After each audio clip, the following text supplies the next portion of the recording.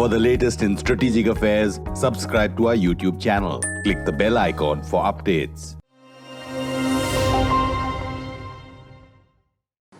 This is StratNews Global. I'm Amitabh, Revi, and welcoming from Washington, D.C., Dr. Alvin Camba. He's the incoming assistant professor at the Josef Korbel School of International Studies at the University of Denver.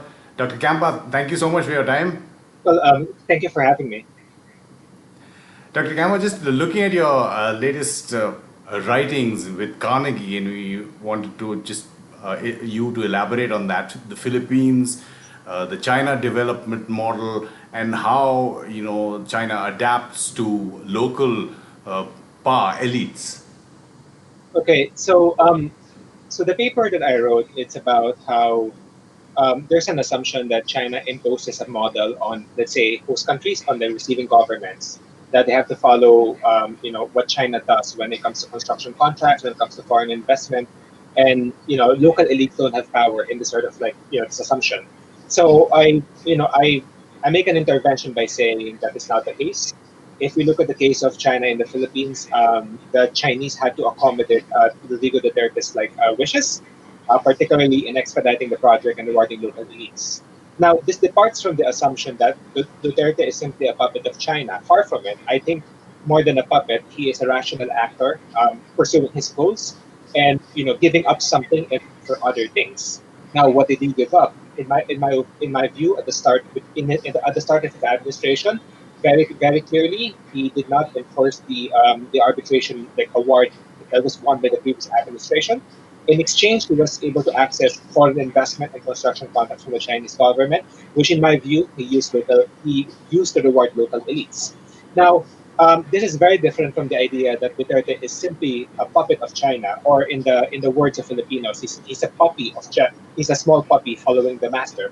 I don't agree with that. I feel like he's a very rational actor that pursues his goals and knows what he wants, and he knows the opportunity, and he takes advantage of it. So, being a rational actor, since we're talking about President Duterte, he's looking at maximizing his political gain within his tenure, which is till next year, unless, of course, he gets another one, or his daughter steps in, right?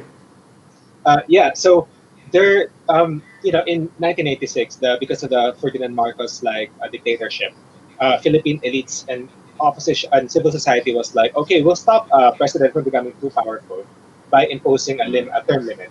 So all presidents can only be president for one term, but political power goes beyond that. You don't need to be the president to actually have power and influence. And if he gets his daughter in office, and that's already enough power already, in my view.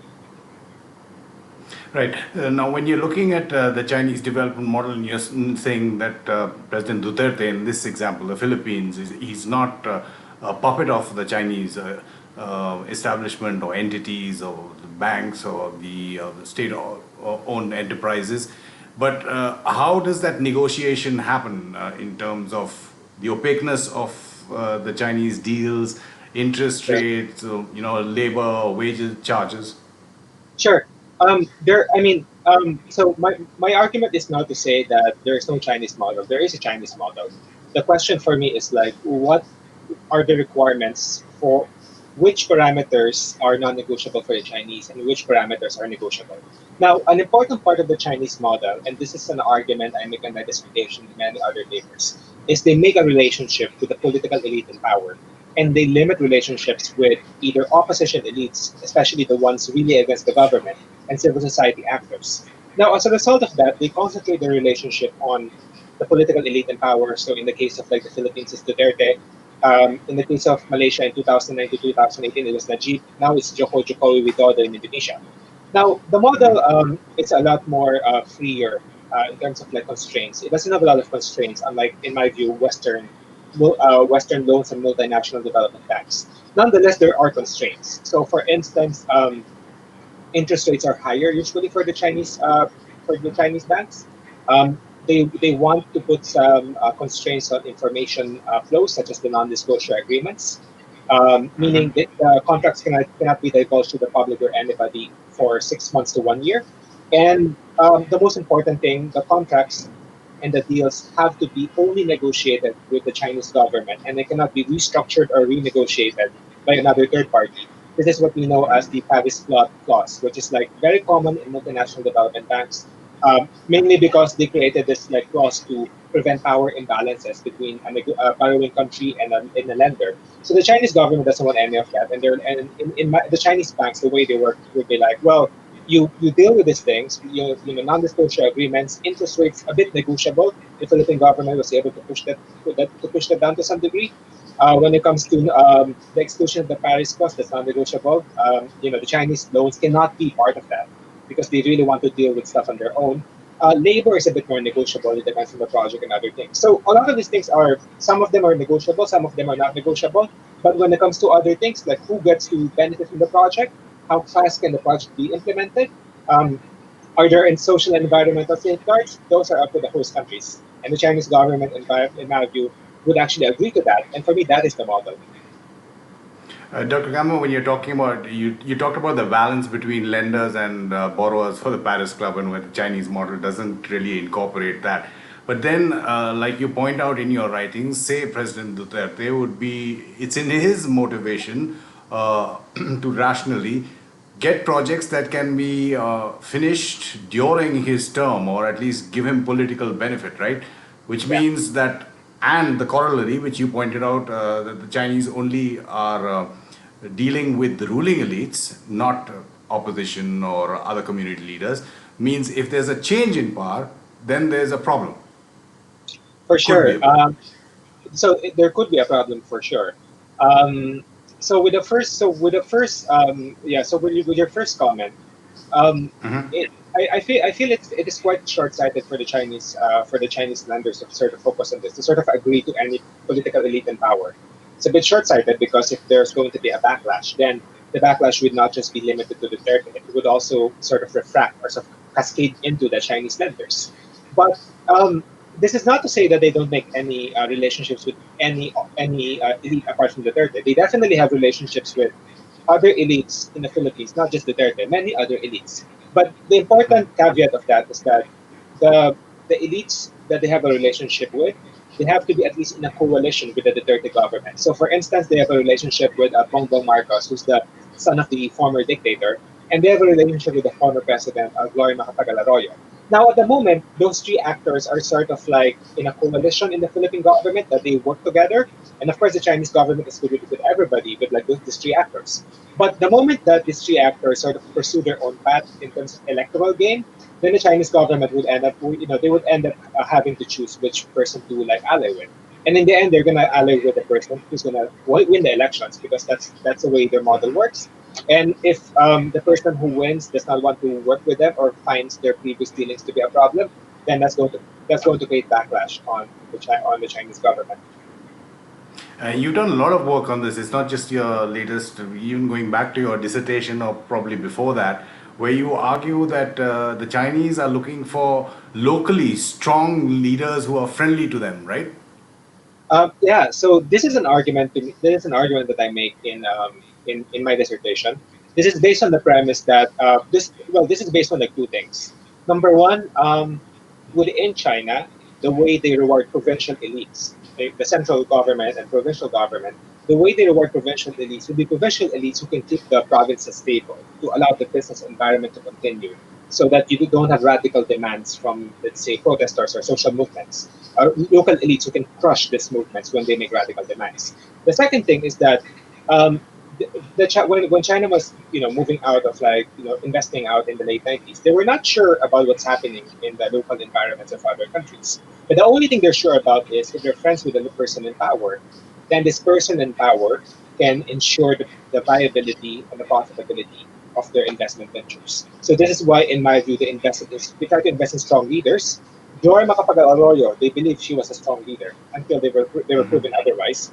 If the person is not strong, then it creates backlash on the Chinese government. However, if the person is actually strong and they got it right, it creates backlash as well because this leader can use the leverage to push back against China and pursue other goals. So Duterte for me is protecting online gambling. That's a form of backlash as well against the Chinese government. So this backlash that you're talking about, how prevalent is it in current circumstances in the Philippines? So not just in the Philippines, in my view. So for me, Uh, Sure, this sure. backlash. So this backlash is number one. It happens on other policy fronts, not necessarily the main relationship between let's say the Chinese government and let's say the Philippines or another host country. So for instance, between 2016 and 2020, Rodrigo Duterte protected online gambling despite the insistence of the Chinese government to sort of shut down those firms. In 2019, Xi Jinping called Duterte and Hun Sen to shut down online gambling. Hun Sen shut it down. Duterte did not do it. Now, until now, online gambling was increasing in the Philippines until recently because of the pandemic. When the pandemic sort of limited online gambling inflows, Duterte pushed back on the Chinese government through some other ways. So the Whitson Reef issue for me is tied to that. That he can't push back on online gambling anymore because he was using that for rent seeking opportunities. He's going to push back on other ways in other things so he can maintain his domestic political legitimacy. If he doesn't push back on that, that looks bad. Now, this happens in other countries as well. So, a good example would be Joko Widodo, perceived to be strong in my dissertation. And for me, in the past years, he's actually a strong leader. He has consolidated his power to be a strong leader, and he's pushing back on China in the Natuna Islands. And the Chinese government cannot do anything about it because their entire venture in Indonesia relies on Jokowi and his elites. So this is for me a case of pushback. This this often happens because the Chinese government invests in a leader who is strong and perceived to be strong and is actually strong. Very interesting that you're linking Whitsun Reef or one Mata Reef to online gambling in the Philippines. Just my last question on how Duterte is really looking at the whole geopolitical issue. You know, when it's your Philippines is a U.S. treaty ally, defense partner, yet he has been seen to be tilting towards China. But the latest couple of months this year have been also about Whitsun Reef. So are there separate silos he deals with the Chinese, or how does it work? Um, so yeah, it's really hard to make any assessment based on what Duterte does because it keeps changing. He rapprochement with China, friendly with China. In the recent years, it's been like, oh, we're actually gonna like push back, and then just I think yesterday he was like, oh, we're gonna scrap the visiting forces agreement, but we'll do it in the next 6 months. We're not gonna do it immediately. For me, the most important thing about Duterte is not to think of him as a puppet of China or some sort of person who doesn't have agency. We have to think of Duterte as a politician, and going back to what any politician wants, it's political survival. It's about maximizing his political power domestically, and all of these decisions for me give him the flexibility to sort of adapt his position to any domestic situation that occurs. So to me, that's what's happening when it comes to the South China Sea. Geopolitics, U.S. Philippine, all of these other things. A lot of these things are flexible. For me, it's all about. For me, the Duterte's view is all about political survival and maximizing his political power. Dr. Alvin Camba, absolutely appreciate your time and your expertise. Thank you for giving us an opportunity to get you on StratNews Global. Thank you for having me, and yeah, have a good night, right? Just a reminder to our viewers to click on that bell icon on our YouTube channel to get notified when we put up videos like this one, to follow our social media handles on Twitter, Instagram, and Facebook to get the latest news and analysis from an Indian perspective, and to help us support us financially if you can. Go to the link that's given in the descriptor. This is StratNews Global. I'm Amitabh.